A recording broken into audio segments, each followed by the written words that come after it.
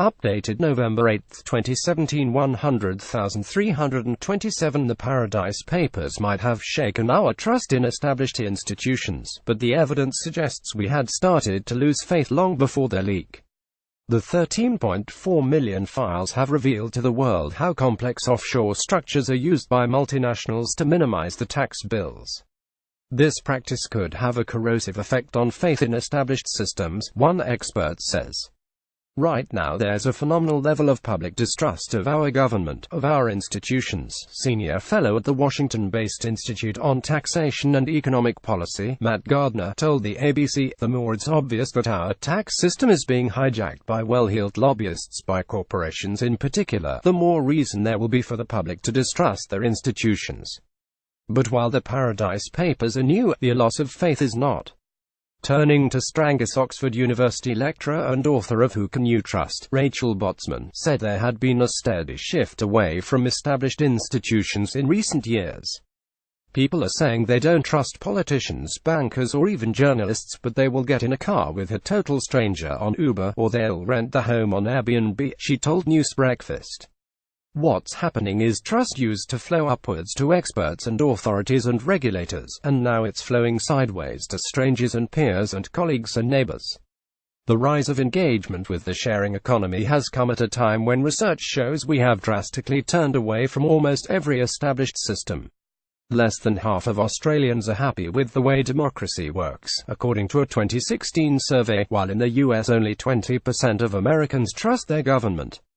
The 2017 Worldwide Edelman Trust Barometer report, based on surveys of 33,000 people around the world, found a global implosion of trust, including 43% trusted the media, 41% trusted government, 37% found company CEOs credible, 29% found politicians credible. The report concluded this was the largest ever drop in trust across the institutions of government, business, media and NGOs.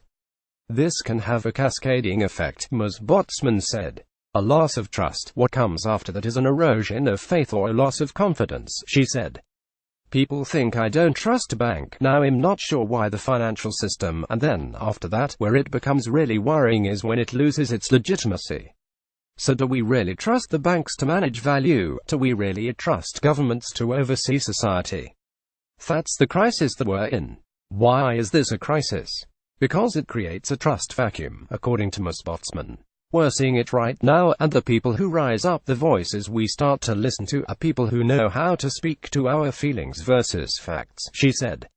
Ms. Botsman cited US President Donald Trump's election win and the successful Brexit campaign as examples of people rejecting the established systems, and said technological advances have made it more possible. The technology is eroding the faith of the institutions, because it amplifies people's fears. It allows different voices to get through, she said.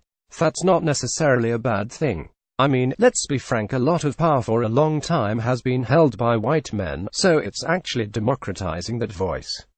But the technology is what enables us to connect and share the information. Why do we trust strangers then? It seems paradoxical that as we increasingly distrust institutions we should place our faith in strangers, but that is what the evidence is pointing to. That's the interesting thing, because human beings are naturally trusting people, Ms. Botsman said. We want to give our trust away, and so that's why ideas like Airbnb are remarkable.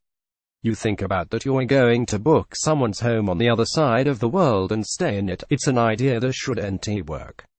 Airbnb is projecting its revenue will soar to $3.5 billion a year by 2020, while Uber Technologies Inc's revenue increased to $3.4 billion in the first quarter of 2017. One possible reason for the popularity is that the technology directs the transaction, Ms. Botsman said.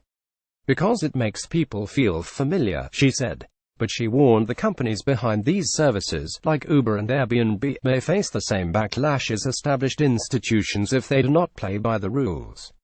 The tech companies now are becoming the new institutions, and we want them to be accountable in the same way we want the banks to be accountable, she said.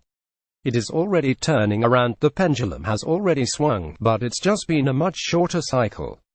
Because what do you do if something goes wrong? And that's when people realize, oh, maybe regulation, maybe licenses, maybe they have a role to play. Topics: banking, government and politics. Tax. Australia first posted November 8, 2017 095257.